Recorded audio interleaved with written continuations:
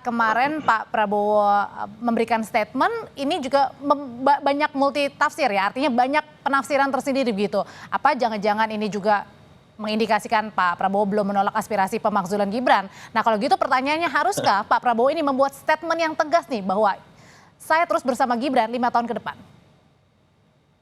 Oh ya, pastinya. Ke Mas Toto dulu, Bang Silvester. Oh sorry, maaf. Ya silakan. Iya, menurut saya begini, Pak Prabowo tidak punya posisi apapun secara konstitusional untuk kemudian misalnya meneruskan, andai kata pun setuju terkait dengan usulan mengenai pemakzulan Mas Gibran. Kalau saya sih coba menangkap secara komunikasi yang dilakukan oleh Pak Prabowo kemarin memang sebuah bahasa komunikasi yang berhati-hati. Di satu sisi di hadapan purnawirawan yang katakanlah resmi, istilahnya Bang Silvester tadi, itu menunjukkan sikap bahwa Pak Prabowo akan lebih mendengarkan forum yang sifatnya resmi. Tapi di sisi lain dengan diundangnya Pak Tri Sutrisno, artinya Pak Prabowo juga ingin mengatakan bahwa saya tetap menghormati pandangan-pandangan dan masukan dari para senior, termasuk apa yang dikemukakan oleh Pak Tri Sutrisno lewat forumnya tersendiri.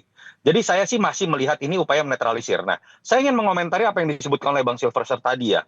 Menurut saya nggak tepat lah, janganlah kemudian usulan-usulan seperti ini itu dilihatnya dengan logika argumentum ad hominem, bahwa siapa yang berbicara lalu punya kepentingan nggak usah didengerin, nggak bisa.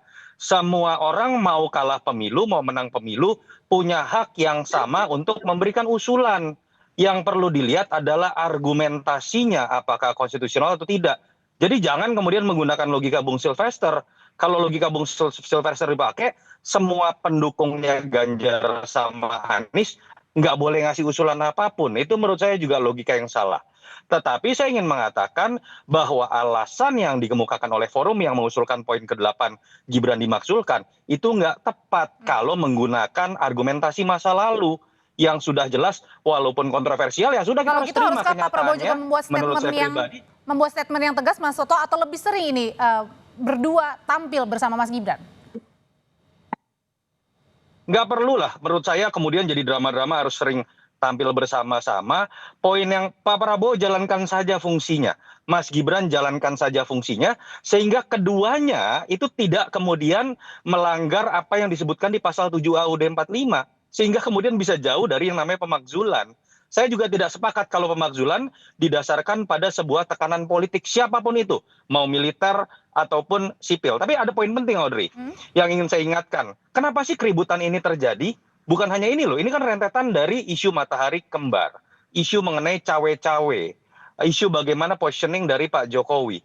Ini kan bermula bahwa betul Mas Gibran sah secara konstitusional, secara prosedural, tapi ini kan bermula dari kontroversi yang sampai sekarang saya ingin mengatakan walaupun sah, tapi secara substansi demokrasi, majunya Gibran itu bermasalah dalam konteks etika demokrasi. Sehingga kemudian ketika keberlanjutan diartikan sebagai harus menitipkan anaknya mantan presiden, yang terjadi adalah situasi sekarang. Ada ketakutan dari pendukung Prabowo atau masyarakat, diatur-atur nggak nih sama presiden sebelum? Ada nggak cawe-cawe dari presiden sebelum? Artinya Mas masih ada Gibran lebih loyal kepada kegelisahan mungkin di bapaknya atau sini. Prabowo? Betul, jadi dari sini kita belajar sejarah. Kita terima fakta bahwa Pak Prabowo dengan Mas Gibran dipilih, tapi jangan ulangi hal-hal yang melanggar etika, yang menimbulkan polemik tidak berkesudahan. Kasihan siapapun yang terpilih akhirnya menghabiskan energi seperti ini. Kalau gitu menurut Bang Silvester sendiri, apa hal yang bisa membuat isu ini diredam? Karena kan masih banyak isu-isu lain termasuk isu ekonomi yang perlu kita aspirasikan juga untuk dicari nih akar untuk penyelesaiannya seperti apa? Ya, jadi intinya sih memang kita menghargai semua kritik, semua pendapat. Siapa sih yang nggak menghargai? Kita negara demokrasi, siapapun boleh berbicara. Tapi kan intinya bahwa jangan sampai kritikan ini hanya buat mengadu domba. Itu loh, intinya itu. Ya, jangan sampai membuat kegaduhan. Kan kita sekarang udah gaduh nih.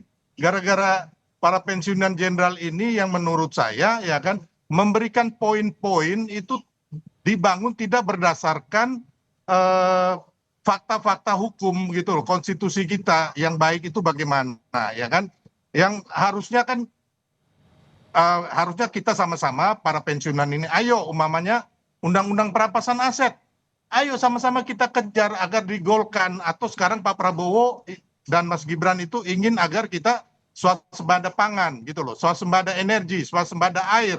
Bagaimana kita melihat Panglima TNI Kasat, saya pernah ke kantornya Kasat, beliau menunjukkan ini loh Bang, kami punya pompa Kalau tadi air. dibilang Ya, Mas kami Toto bilang turun ke mungkin sawah. ada kegelisahan, ada kegelisahan Ya. mungkin yang dirasakan. Kegelisahan apa? Udahlah, udah kalah Pilpres, ya udah nanti bertarung lagi di 2029. Nah, Gampang itu kok. Tapi kalau mau menurut saya nggak dirangkul, tepat. Bang Sylvester, Anda enggak, jangan Bang. Gini. enggak. Anda kan orang pendukung Anda Ganjar, saya tahu itu. Jadi gini, Anda jangan Ini kita balik menggunakan ke- logika argumen.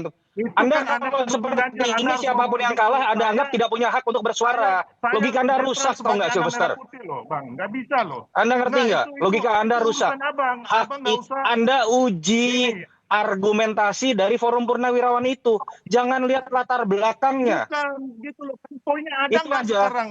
Itu ada bermanfaat nggak buat bangsa Masa yang kita? boleh Kalau bersuara kita cuma diadu 58% gimana? dari suara pendukung Prabowo Gibran? Inilah logika yang membuat Bang, kegelisahan kalau umpama bertambah. besok ribut-ribut, Anda mau tanggung jawab gara-gara Loh, ini. bukan tentang ya. itu. Saya anak merah putih, Anda saya nggak mau. jangan Baik. menggunakan logika argumentum ad hominem bahwa ada yang punya hak lebih untuk bersuara karena menang Ya, Pilpres. tahu. Kita punya tahu, tapi kan kesamaan latar belakang orang bikin dalam itu kan menolak nggak argumentasi tersebut.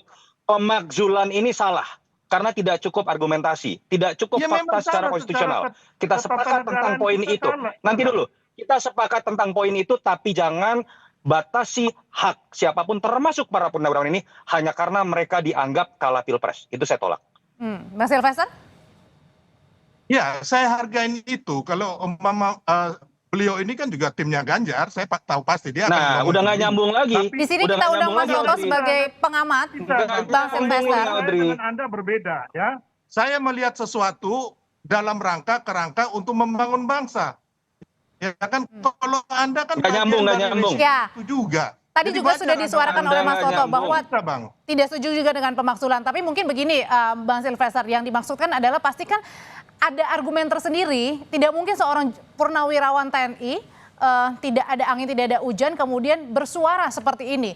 Pasti kan ada alasan mungkin di balik itu. Ya, Dan alasannya kan kemarin kan mereka kembali lagi ya. Ya, mereka kemarin juga tanggal 19 Maret 2024 ke KPU itu Pak Soeharto dan Sunarto itu memprotes bahwa Pilpres itu curang. Gitu loh, ada latar belakang. Jadi nggak bisa juga kita abaikan latar belakang mereka. Audrey, saya gitu boleh loh. jawab nggak, Audrey? Ya, Apa yang mereka silakan. lakukan. Kalau Kecuali Sylvester ada poin-poin yang menggunakan bermanfaat buat logika bangsa, seperti kita sepakat, ini, kita rapat. Sylvester, kamu ingat nggak yang namanya tim Prabowo pun ketika kalah 2014-2019 melakukan protes ke KPU dan Bawaslu. Apakah Pak Prabowo dengan timnya kemudian pada saat itu dianggap tidak punya hak bersuara? Anda nggak nyambung. Kita bicara di sini, kita uji saja apakah Oke. argumentasi purnawirawan itu kuat atau tidak secara konstitusional. Jangan Anda bawa menang atau kalah. Itu yang akan menambah kegelisahan. Pak Yunarto. Kita uji, tapi Anda jangan mulai dengan bahasa kalau Anda kalah Oke. Pilpres, Kalau Anda gitu, tidak boleh Bapak-bapak, bersuara. Itu udah ngawur. Bapak-bapak, singkat saja. Saya mau minta pandangan dari Bang Sylvester dan juga Mas Toto. Tapi Ya, Bang Sylvester dulu. kita Kalau uji begitu, sama-sama. bagaimana caranya biar isu ini tidak semakin menjadi bola liar dan akhirnya kita kan masih punya isu-isu lain ya, isu ekonomi, Udah jadi bola liar. isu lain sebagainya. Gimana caranya ini supaya tidak ada lagi nih isu pemakzulan ini? Atau Kalau buat diundang saya gitu, simpel. Mas Toto? Kalau buat saya, ketika Pak Prabowo bekerja dengan sebagaimana mestinya, memposisikan dirinya sebagai satu-satunya pemimpin, Mas Gibran memposisikan dirinya sebagaimana mestinya secara konstitusional, itu menurut saya juga dia akan menjauhkan dirinya dari pemakzulan. Tidak usah takut dengan tekanan-tekanan politik apapun, dan tidak usah Oke. juga pendukungnya itu kemudian kebakaran jenggot dengan kemudian memilah-milah orang yang bersuara kalah Pilpres atau menang Pilpres.